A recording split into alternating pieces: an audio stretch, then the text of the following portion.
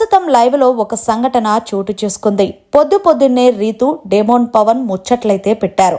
ఇక రీతు డెమోన్ పవన్ దగ్గరికి వెళ్ళి, పవన్ నాకు అస్సలు బుర్ర పనిచేయట్లేదు, నైట్ నుంచి ఏదో ఆలోచిస్తున్నాను, నాకు భరణి అలాగే ఇమాన్యుయల్, తనూజ, సుమన్ శెట్టి వీళ్ళ నలుగురు ఏం చెప్తే అదే వినాలనిపిస్తుంది అని అనేసరికి వెంటనే డెమోన్ పవన్ కలగ చేసుకొని నీకేం చెప్పారో చెప్పు అంటే, నువ్వు ఎక్కువగా డెమోన్ పవన్ కోసం ఆలోచిస్తున్నావు, తన ఆట వల్ల నీ ఆటను పోగొట్టుకుంటున్నావు, నువ్వు చాలా బ్యాడ్ అవుతున్నావు, చూసుకో మరి అంటూ తను నాకు చెప్పింది అంటే మరి నీకేం చెయ్యాలనిపిస్తుంది అని అడిగాడు డెమోన్ పవన్.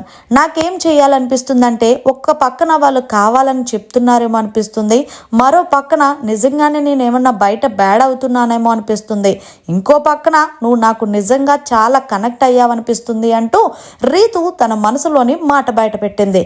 దీంతో డెమోన్ పవన్ కదా, నీ మనసుకు ఏది చెప్తే అది చెయ్యి, అంతేకాని వాళ్ళేదో చెప్పారు వీళ్ళేదో చెప్పారని వాళ్ళు చెప్పింది నువ్వు ఆలోచించు మాకు, అంతేకాకుండా నీకు వాళ్ళతో ఫ్రెండ్షిప్ అవసరం లేదని నేను అనుకుంటున్నాను, సో నువ్వు వాళ్ళతో మాట్లాడకుండా వాళ్ళ ఫ్రెండ్షిప్ కట్ చేసేయంటూ డెమోన్ పవన్ ఏదో తన లవర్కి ఆర్డర్ వేసినట్టు క్లియర్ కట్గా రీతుకి లైవ్లో ఆర్డర్ వేస్తున్నారు. అయితే రీతు సరే ఏం చెయ్యాలనేది ఆలోచిస్తాను, నువ్వు చెప్పావు కాబట్టి నేను వాళ్ళతో మాట్లాడను, నా గేమ్ మీద నేనే ఫోకస్ పెడతానంటూ రీతు మంగమ్మ శబ్దాలు చేస్తుంది. అసలు విషయానికి వస్తే రీతు తన ఆట కన్నా డెమోన్ పవన్ ఆటకే ప్రిఫరెన్స్ ఇస్తుందని బయట జనాలు క్లియర్గా చూస్తున్నారు.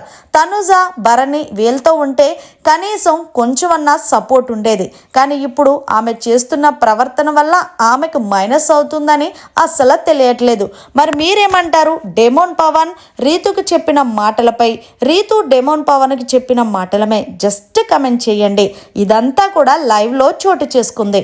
మరిన్ని లేటెస్ట్ లైవ్ అప్డేట్స్ కోసం చూస్తూనే ఉండండి మీడియా కార్నర్.